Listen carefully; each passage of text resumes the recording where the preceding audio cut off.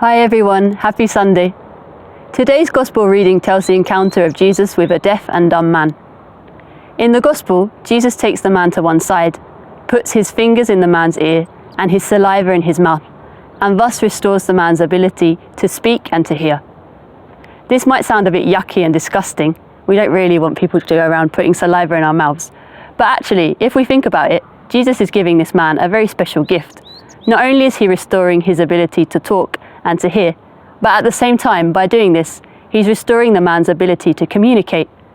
And communication for human beings is super important.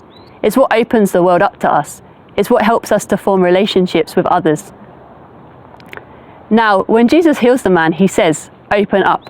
So he recognizes this. He recognizes that by healing the man, he's opening up the man's world. This made me think how closed in on himself the man must have lived much of his life. It must have been very, very frustrating not being able to understand the motivations and feelings of others and not being able to express his own thoughts and feelings in a significant way to the people around him, to his family, to the people that he loved. He must have felt like an outsider. In the same way that Jesus invites this deaf and dumb man to open up, he does the same to us this week. I think that he wants to restore our own sense of hearing and speech. Sometimes we can find it difficult to listen to the people around us, to our loved ones, to the people who have different ideas to us.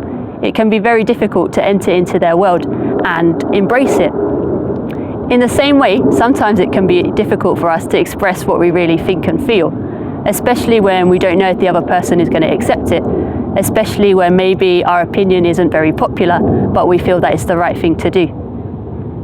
So, how can we have the courage to really listen and to really express what we think and feel? What helped me is Jesus' attitude towards this deaf and dumb man.